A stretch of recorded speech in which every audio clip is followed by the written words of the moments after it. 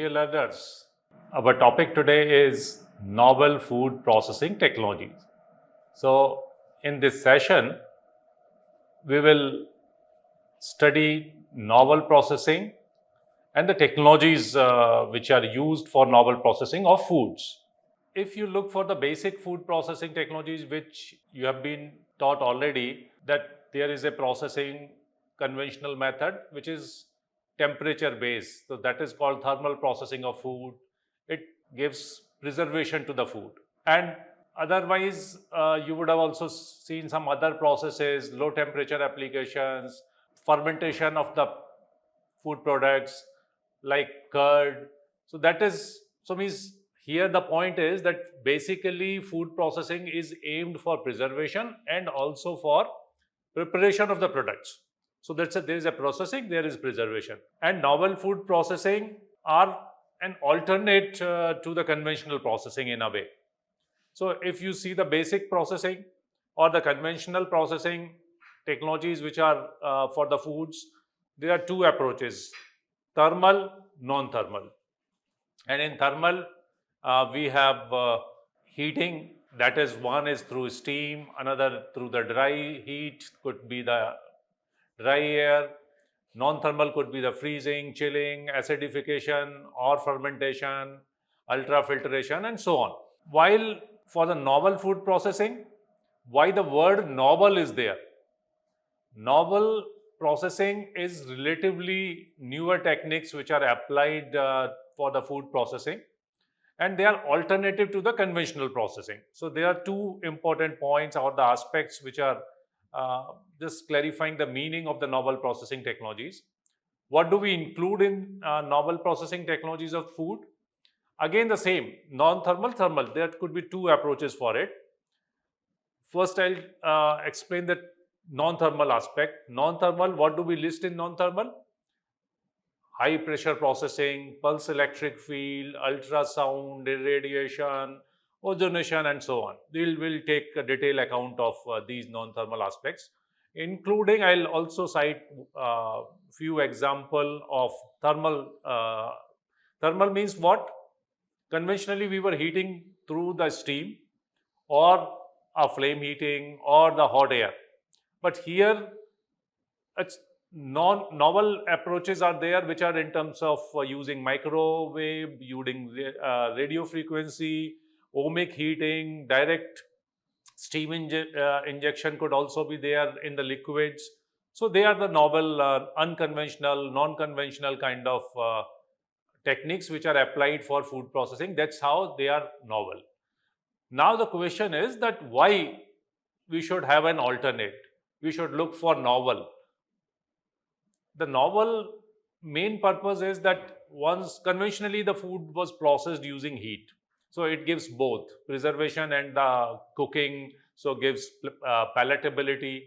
But along with the cooking, along with the efforts which we do with the high temperature for preservation, in addition to the preservation and the shelf life, there is a problem or there is also a challenge in terms of the deterioration of the physical, nutritional, sensory qualities of the food.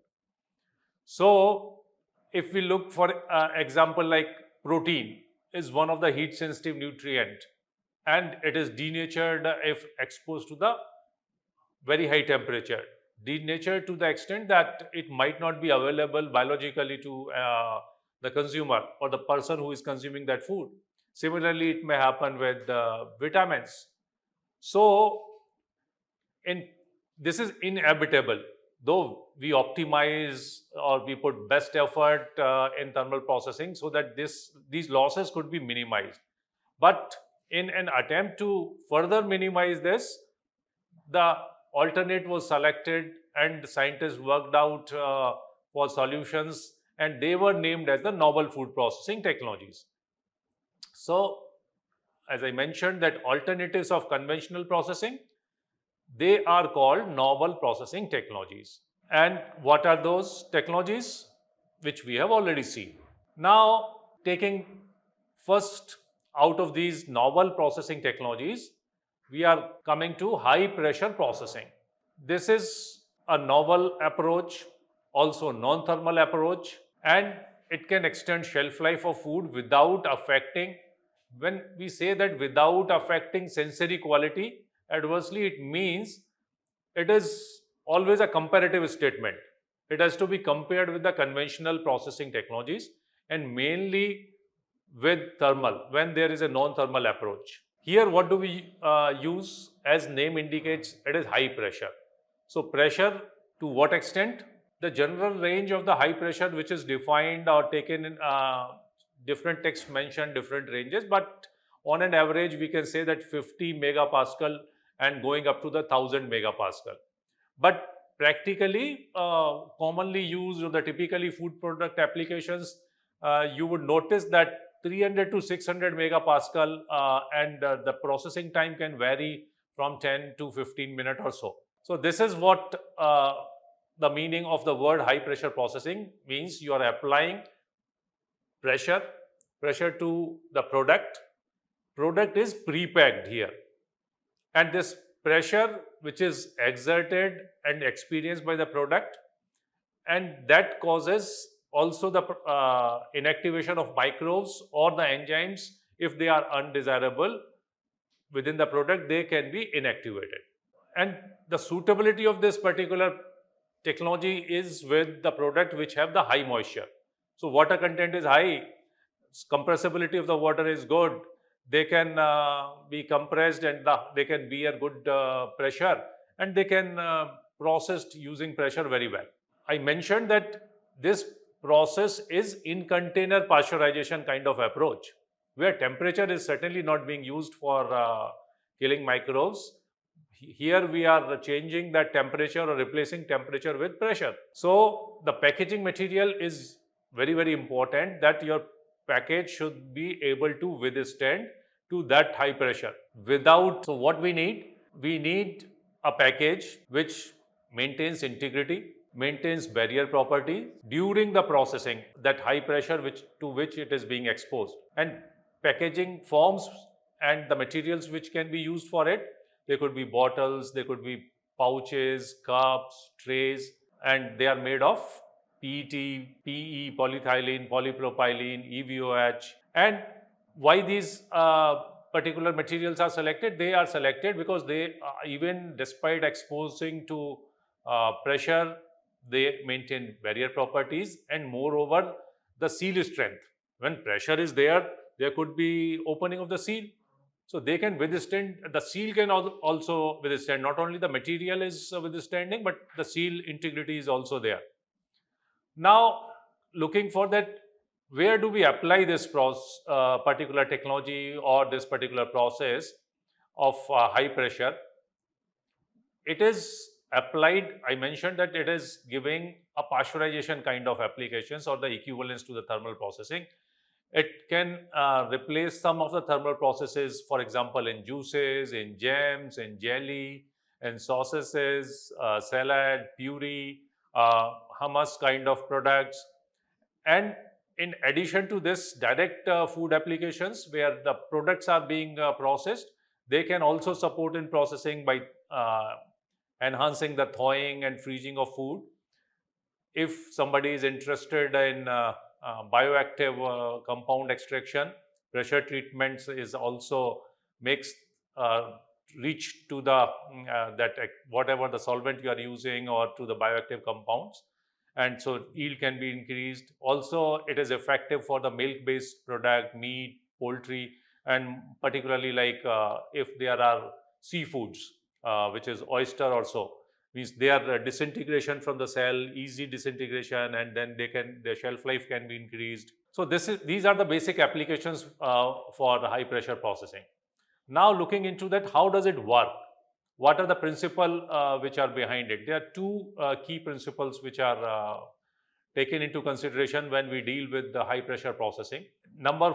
First principle is Le Chatelier principle. So what it says, that if there is a system is what? If you have a food which is packed, if you treat that as a system, so system is at a dynamic equilibrium. If it is disturbed, so means disturbed, how we are disturbing it? We are disturbing by applying the pressure.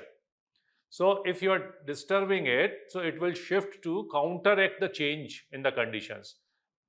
Those conditions could be of any temperature, pressure, concentration of volume. So they'll counter the change. Here our major change is of pressure. So it means it will tend to the minimize that disturbance. It will ultimately will yield for a volume would be compressed or the decreased. So that is what the system will go to counter that change. Another important thing, if you can see here in this figure, this explains that how this principle is applied. You see that initially there is a piston which is and there are molecules which are available, they are distinct in color, and particularly A and B. If they are there and if you are compressing them will lead to a certain change. There could be the less number of molecule, there could be the size change in the molecule, some of the reactions it may lead to. So what do you see, that size which are indicating, so means the less number of molecule. A plus 2B is indicated as C plus D. So this is a change, volume reduction. How is it taking place? One thing is compressibility, but it is a dynamic equilibrium, so some of the reactions, interactions may also take place. The second principle is isostatic pressure. What does it mean? It means that the pressure is being transmitted. Say for example, if it is that piston and the system, we consider that whatever the volume inside, we put the pressure. Is the pressure uniformly distributed to all points within the system or not? So we want to have this process in such a way that it has to be uniformly distributed and instantly distributed. So this is what it says, that throughout the sample instantaneously and uniformly. It could be represented in this form. So you see that the package is there, though the pressure is there, but how does it stands within that high pressure? Pressure we have indicated it is 600 megapascal or more. So it withstands because net equilibrium is there. All side there are pressure is being applied. But under this pressure, under this compression, what happens? What we are targeting for, you see that there are two circles within that. It is indicated that how the cell behaves in it. So there is the cell membrane disruption, leakage of the intercellular material, and thereby the inactivation of cell take place. So the pressure which is accompanied by moderate uniform temperature, that is how does it happen? It is actually what is happening inside the system. A adiabatic heating is taking place. So that is due to the heat of compression. The pressure is being applied, so heat of compression is causing what? Causing the rise in the temperature. Though we call it a non-thermal, but there could be a significant rise depending on what pressure we are going to. So gradually we are increasing pressure. It also leads to the increase in temperature. Here, but that could not, the temperature will not go usually beyond 50. And there could be, if the temperature is increasing and product is able to withstand that temperature, there could be synergy of temperature and pressure also. Means both can together inactivate microbes better. However, keeping it non-thermal in interest of the product, sometimes cooling arrangement is also provided, though because temperature is increasing within the vessel.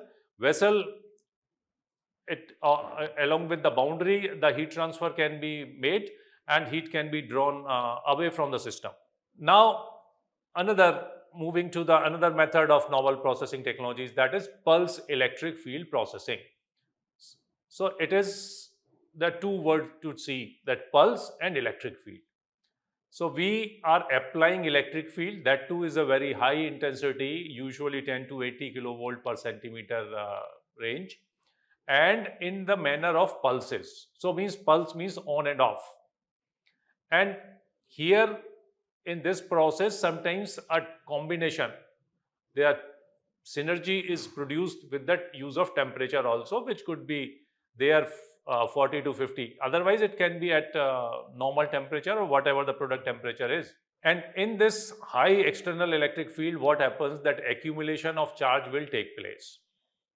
So on where it will take place along the membrane. And with that, you see that how the charge distribution is there when it is placed between electrodes. It means within the electrodes there is a high electric field. And for that, so there is a, particularly if you see that there is a drag on the surface.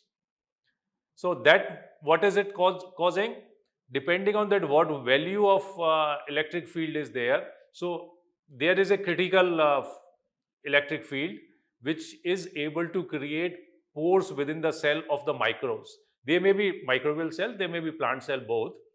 But we are targeting inactivation of microbes if we are targeting for preservation. So that's why I am calling it microbes. And depending on the value, means we are increasing E, that will, there would be a certain value which will initiate this pore creation or pore formation. And once it is sufficiently large, it will cause the irreversible damage to the cell. Cell will not repair thereafter, and that would be the inactivation of that particular cell through the kind of that potential which is developed due to the distribution of ions, that is called transmembrane potential. Now, where do we apply it? We apply in there are certain chambers which are designated as PEF chamber or pulse electric field chambers, or the locations where actually product is exposed to the high electric field. So there could be different design possibles. You see that there are 3 different designs: circular, where concentric electrodes are being used, yellow and black, that there are 2 different things. So means you have a insulating thing, you have, other than insulator, a material which are used for the forming of 2 electrodes. So within the electrodes you have to place the material or the food to flow. So there could be different designs which are possible. A tubular design could be there. There could be a flow which could be a channel kind of flow. That's how the parallel plates are shown, the yellow and the red one. So this is, and the electrodes are made of the material which is like titanium. And here, important to see that the kind of gap which is there between the electrodes, because electric field strength, you might recall that electric field strength would be affected not only by the whatever the voltage you are applying or the voltage across the food material, but also the distance between the electrodes. So means more D is more, which is in denominator, it will reduce the electric field. So that opening is kept not much higher. So that's also a limitation that of this particular method. You cannot have very high flow and throughput through the particular chamber. Now, how do we apply it? What are the applications? They are best suited for the food products which have low electrical conductivity, and so that breakdown should not be there of the product. And further, if you see that products, it should be suitable that it can be taken through that channel, whatever channel, whether it is a tubular or a channel mode or some other design. So it should be able to flow with. However, the solid material can also be exposed for the different purposes. But primarily, if you are targeting for preservation or the processing purpose, it is mainly suitable for the liquid kind of product or the beverage kind of products. However, it can be taken as a pre-treatment for the solid material also, like fish or other solid foods. There are different applications which are shown in this figure. Like it says that extraction, cold extraction, or if cutting or like drying, or the osmotic treatment. If there are plant products which are exposed or the slices in the form of slice or in the whole form or the large size, what will happen? The cell will be influenced. So cellular breakdown would be there. Say for example, extraction is the interest, then there would be more access to the bioactives which are otherwise not available for the normal extraction conditions. The water which is otherwise difficult to remove for the drying is now exposed due to the cell rupture, and it will help in drying of the products. So it is as a pre-treatment can also be applied. There are different applications. Processing, if we talk, it mainly inactivation of microbes. and with the preservation of taste, sensory values, and so on. So that is how the applications are there, which are multifaceted. Now, looking into how does it influence the quality and the safety in the food? Is it safe to consume a product which is PEF treated or not? Here, like in thermal processing, what do we consider? We consider temperature, we consider the process time. There are two important aspects other than the sensitivity of product with heat. So in this particular thing, there are variables which could be included: field strength, duration, number, electric pulses. Means there is pulse. How many number of pulse? So pulse is there, which is of for a certain time.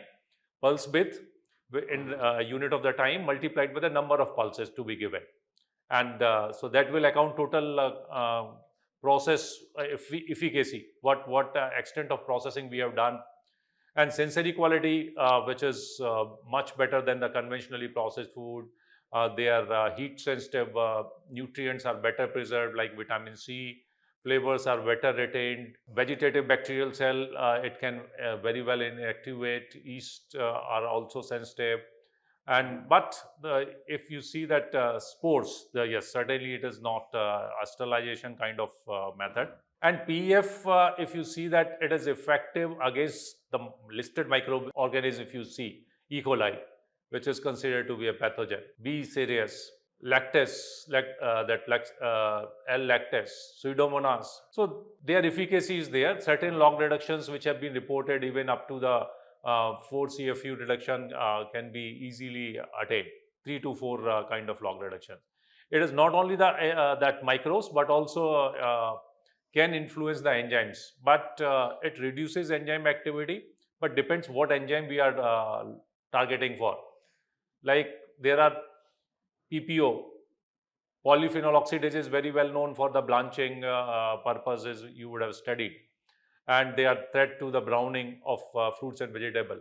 So they are resistant one. But if you see the other side, there are a few which could be easily for inactivation: protease, papain, lipase, amylase. They can be inactivated, but with high electric field intensity. So that's the limitation. Now we'll see some details of some similar technologies, but it is not the electric field based. It is the pulses of the light which we are exposing. So ultimately, it's a kind of radiation or electromagnetic radiation. So, and in this, the pulse is given of light, and we have just studied, or means I just explained the pulses where electric field pulses we were giving. So here in this technology, we inactivate microbes. Particularly, it is effective on the surface microflora inactivation, or it could also be applied to the liquid foods or the some of the food packaging materials. What does pulse light mean? It is a high power electric current if we pass through an inert gas, and in that what happens that it converts that current to the high power light pulses. The pulse light, it consists of high intensity light pulses, and basically the broad spectrum and the wavelength range is 200 to 1100 nanometer. And important also is here that very short duration. It is just not more than 2 milliseconds. And in pulse light, what we are attempting the inactivation of microbes, and the effect which they generate, they are combination of photochemical and photothermal effect. In terms of application, if we see that pulse light can be applied for the liquid food mainly, like milk, juice, water, meat, and fish. Here only the surface inactivation can be targeted. Minimally processed fruits and vegetable could also be an area of application. Packaged food products like wheat flour, corn meal is another example for application. Effectively, they could be also used for surface contamination of the packaging material. And key component in the pulse light is that flash lamp, which is filled, that I already explained. And like inert gas, if we have xenon, and it can generate and emit the radiation, and radiation will be prominently dominating to what? Dominating with the UV. So that's how the disinfection is quite good. Now, for another method of or the technology in the novel technologies, that is ultrasound application for the food. Ultrasound, it is definitely a sound wave, and it is an advanced, safe, non-thermal green technology. Basically, ultrasound refers to the frequency range, which is 20 to the 100 kilohertz frequency, and here there further it is classified at that power ultrasound or low intensity ultrasound. Low intensity ultrasound, which is range between 2 to 10 megahertz. Here, it is important that in terms of the application, there is a difference. If we have, say, for example, ultrasound, which is propagating in a liquid medium and series of compression, rarefication, it will give, and that too, if it is a power ultrasound, it will cause, and so like if it's rarefication compression, it goes like this, so causing a cavitation, means bubbles which are formed, and they could be collapsed, and that will lead to the high thermal effect or the mechanical effect in terms of the pressure, and thermal effect in terms of the very high, very localized kind of temperature. It's not that overall temperature is being increased, but release of energy instantaneous at a particular point, so that leads to the inactivation of the microbes, and the chemical effects, of course some free radicals formation could be there. If you want to visualize the movement and how does it work, how the cavitation, that can be seen in this figure. And high pressure and temperature together will lead to the molecular fragmentation, cell rupture, and the inactivation of microorganism or the cells will take place in this process. But now coming to the application of ultrasound, ultrasound again has a multifaceted application. If we target that inactivation for the preservation, that is one aspect where if you take the low intensity ultrasound, they can be used for the imaging purpose and non-destructive testing of food, they can be applied. Power ultrasound mainly for the food processing in terms of the microbial inactivation, 2 to 3 kind of CFU load reduction.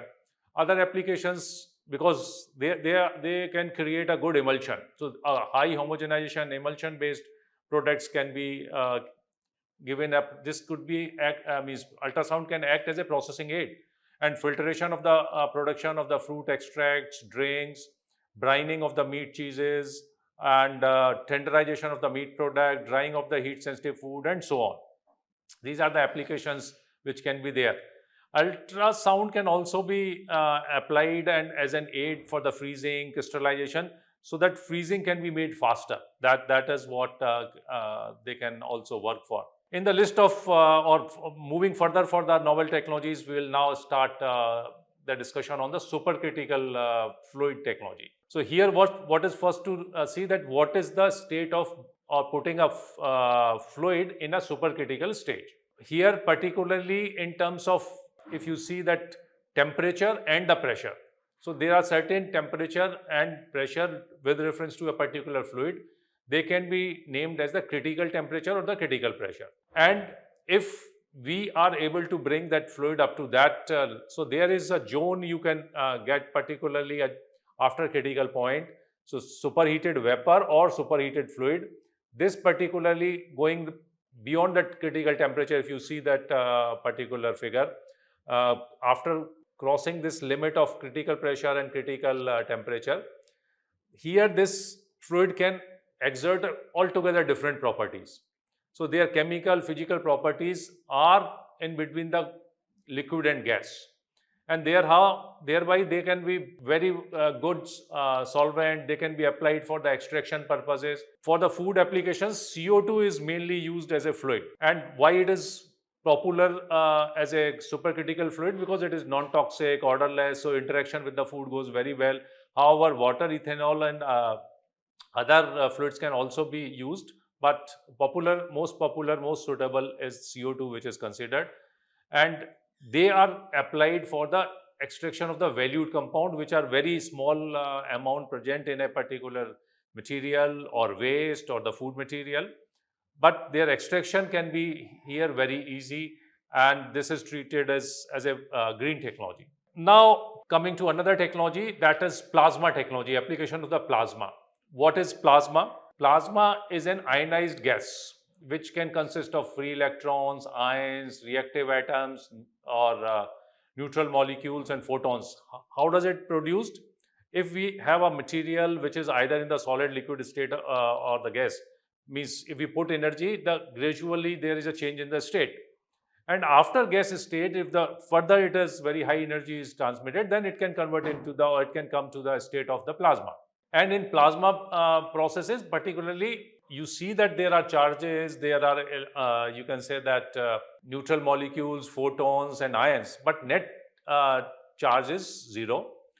And among different plasmas, there is one type of plasma which is atmospheric pressure plasma, and also almost at the near room temperature plasma, that is called the cold plasma. This plasma has recently got good application in the food, particularly in terms of disinfection, and that too in the surface disinfection. So it works well for the vegetable, fruits, as a minimal processing, or on the packaging surfaces. So this application is called the cold plasma application for the food processing. This is one of the novel technologies, and it can be targeted for extension of the shelf life. The example here in this figure, you can see that say tomato, on the surface you have treated, so it will not, the fungus which is available on this particular surface, it is inactivated, and if it is treated, during the storage or the study period, it was not, it has not grown up. So that's how the food can be preserved. Application, particularly in terms of the plasma, surface decontamination would be very important to cite, and other than this, the toxin, pesticides, they can also be inactivated. Some printing applications, modification on the packaging surface can also be done using plasma. Treatment of the wastewater has also been tried, and effect in terms of food safety and quality, it is mainly disinfection. So it could act as the minimal processing kind of application, being a non-thermal application, and it almost give no effect on the nutritional properties or the sensory properties of the food. It can also inactivate enzymes like trypsin. So that is how the cold plasma is applied to the food. Now we will study the details about the irradiation of the food. We have already seen the exposure of food to the other electromagnetic wave or means electromagnetic radiations. But now we will talk irradiation, and particularly irradiation means ionizing radiation we are referring here. So what is this ionizing radiation? If we put the food material, or we give the food material an exposure of radiation in this whole electromagnetic radiation, particularly spectrum, if you see, then, but some of the high energy radiations, what they are able to do, if short wavelength, it means h nu or hc upon lambda. If so wavelength is less, then for a short wavelength you will get a high energy impact, and they will cause the liberation of the electron molecules, or the atoms will be excited. So that is how the ionization can be caused, and that ionization effect in the food systems, that may lead to the inactivation of microbes, and even up to the level of sterilization, not only limited to the pasteurization. How? It is particularly because it may cause permanent damage to the DNA of the microbes. So that's how the microbes are inactivated. Looking to the sources of ionizing radiations, there are some permitted sources which I would be mentioning here for the food applications. Cobalt-60 is one of the important isotope out of the other radioactive isotopes. There could be cesium, selenium, but cobalt-60 is prominently used for this purpose. And X-rays are also permitted, but here the energy should be the less than equal to the 5 mega electron volt, and electron accelerators where the energy level would not have crossed 10 mega electron volt. So these are the sources used for what kind of applications? If we look for the applications, number one, there is a regulatory requirement. If we see in the country, we have the sign of the RADURA, which FSSAI has permitted that radiation can also be used, but you have to declare food is irradiated. FSSAI is the regulatory authority of the foods in the country. And what kind of applications it gives? It gives mainly the applications which are taken. They could be the delay in the ripening, delay in the sprouting. There could be disinfective applications in the herbs. There could be also in applications which are commercially, some of the exports like mango. If we want to export, it is essentially that has to be irradiated, then only can be exported as per the conditions of some of the European and US in particular. Looking for another method of under the novel technologies, that is using ozone for food preservation. That is called the ozonization. So ozonization is because ozone is a gas. So it's a chemical disinfectant which can disinfect, or you can say that reduce the microbial load on the food surfaces, or within the food, or even the you can say the utensils it can disinfect. How does it work? Generally UV radiation or the corona discharge, which can be used for the production of ozone. So if the ozone is available and being highly reactive and unstable, they are advantage. So highly reactive, it is inactivating microbes because it is damaging cell envelope, or the leakage of the cellular material it may cause, oxidation of the cellular protein for the reactivity point of view. And another thing is that its residue is not there because it is unstable. So that's an advantage, and that's how this novel technologies is considered eco-friendly technologies and good for food, and particularly where as a substitute of chlorine. Applications are mainly for the water, beverages, fruit and vegetables for the washing purposes, herbs and spices. Disinfection can also be taken through this application of ozonization.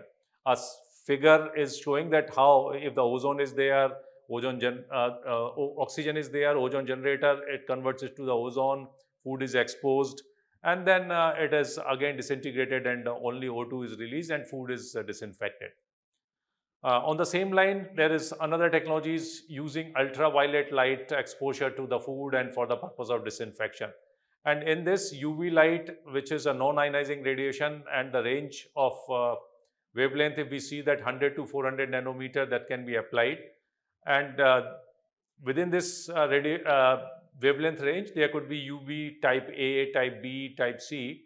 And out of this, particularly UVC is prominently germicidal or disinfective, microbicidal. That is applied to the food because it damages the DNA of the microbes, and there how it inhibits their growth. So this is that's how it is applied for shelf life extension of the food material. It can be produced in the UV light. We can have the UV lamps directly giving this exposure to the food. And application could be, for example, if there is a line, you can have the fresh commodity moving through that line. On the top of it, you can expose it with the UV light. Some the liquid food processing can be done.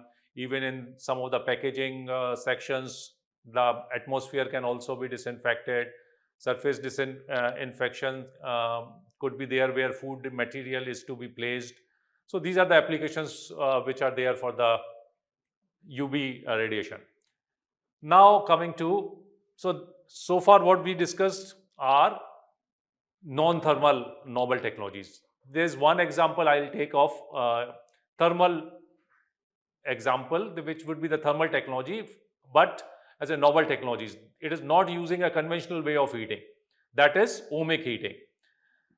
It is a novel thermal processing technologies. In this, what is we are targeting? We are targeting heating. We are increasing temperature, but it is a electro heating, electrical resistance heating, or the joule heating, it can also be termed, where the normal 50 to 60 hertz frequency can be used, and you have the food material and you are passing that current through it. The principle, it works on the ohmic law or the Ohm's law, where electrical energy is being dissipated into the heat because food is offering certain resistivity. So it will depend at what resistivity it offers.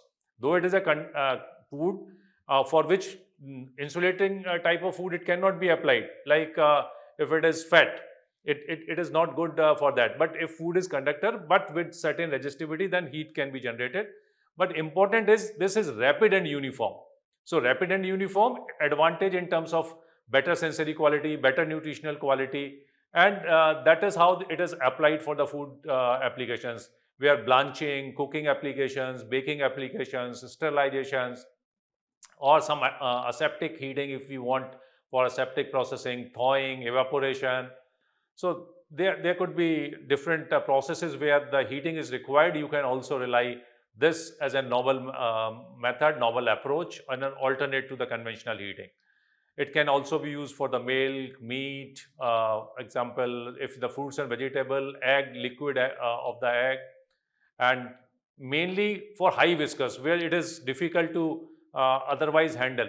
You can more uniformly, more rapidly can heat those products, soup, stews, syrups, or the sauces.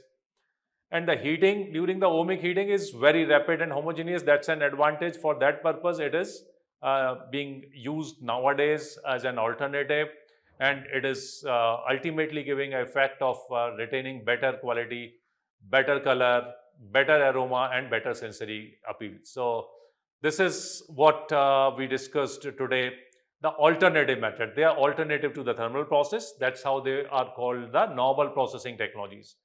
And I will request the learners that they can refresh it. I'll have certain questions like what are the principles on which the high pressure works. Just try to recall. If you are not able to recall, please rewind and see it again. On what principle we have just studied that ohmic heating works. Now, like what is the unit of radiation? I mentioned that radiation of the unit is gray, or sometimes it can be mentioned in the kilogray. What are the applications of the radiations? What are the limitation of the radiations? So those all things you can learn well through this particular lecture, I hope. Thank you. All the best.